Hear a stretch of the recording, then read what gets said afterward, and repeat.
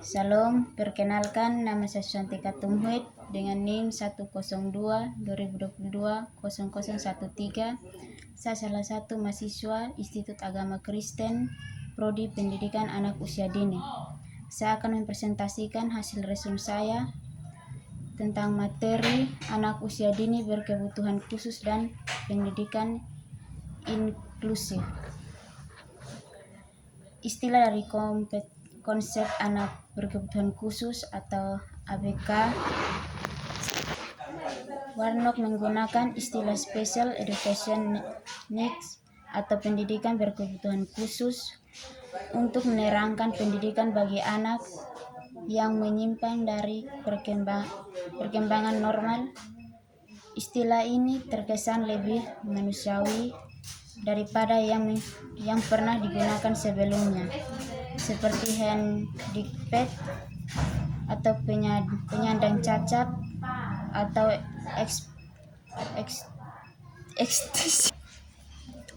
exceptional children, anak luar biasa berkelainan.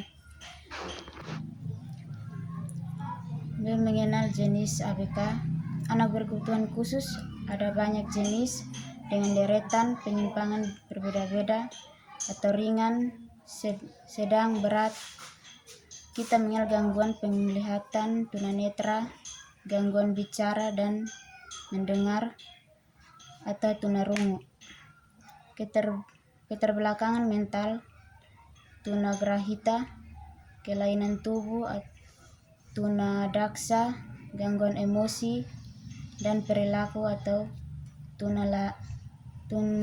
tunalaras, cacat ganda, double head capit, termasuk anak berbakat. Pada dasarnya gangguan-gangguan itu melibatkan intelektual, bahasa, emosi, sosial, dan fisik motorik. Berikut ini kasus yang banyak dijumpai dalam pendidikan inklusi di taman kanak-kanak atau sekolah dasar. Yang pertama, kesulitan belajar. Kedua, gangguan pemusatan perhatian dan hiperaktif. 3, autisme.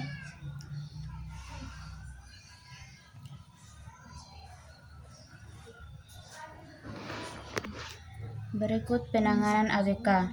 Minimal ada 2 sistem penanganan pendidikan bagi anak berkebutuhan khusus, yaitu sistem segregasi dan inklusi.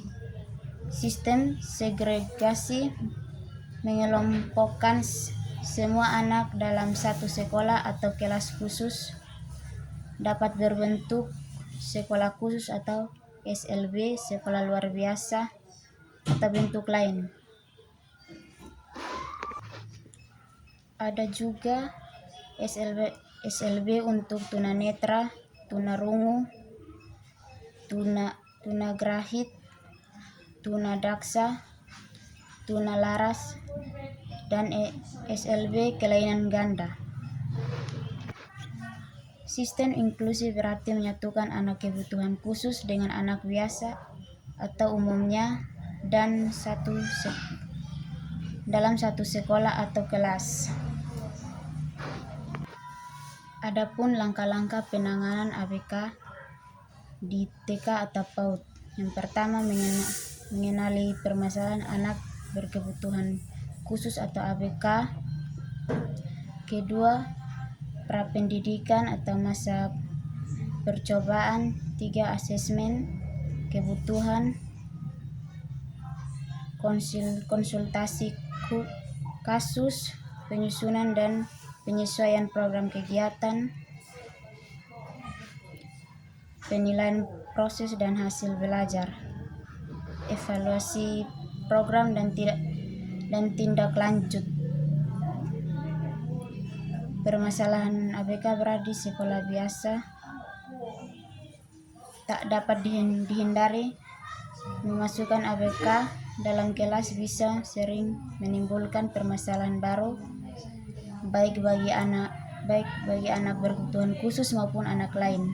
permasalahan yang kami catat selama penyelenggaraan kelas inklusi terutama terjadi awal pendidikan, antara lain ABK mengganggu di kelas dan belajar anak lain, ada proses dari orang tua siswa biasa normal karena menganggap belajar anaknya terganggu, guru menghadapi kesulitan, menangis menjerit jika tidak dituruti, misalnya jajan atau keinginannya tidak dimengerti guru.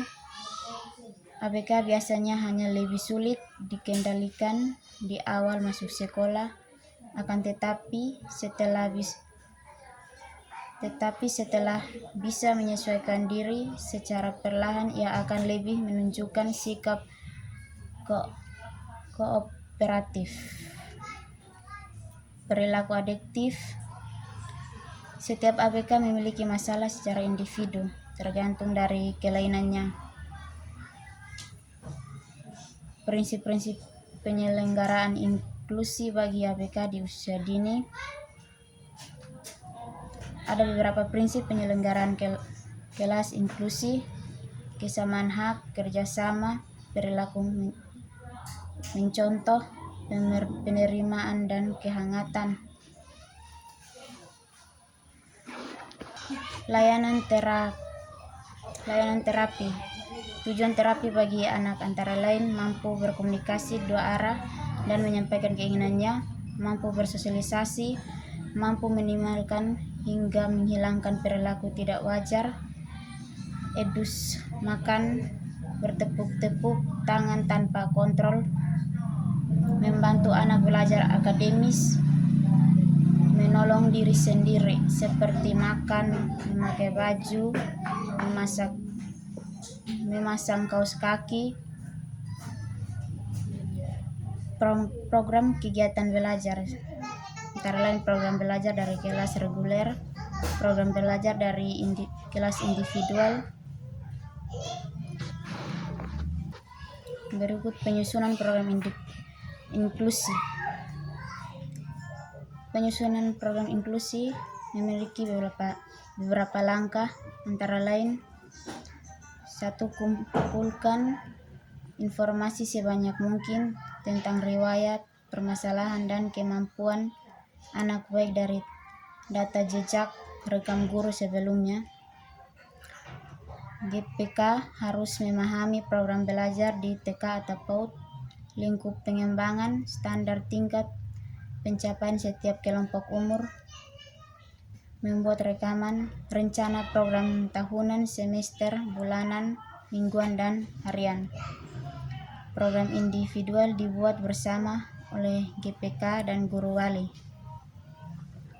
Program individu sebaiknya dikonsultasikan dengan psikolog atau terapis yang menangani anak, juga harus saling mendukung satu sama lain.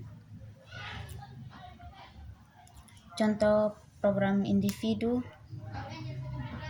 nama anak, usia, kelompok, golongan, identifikasi hambatan,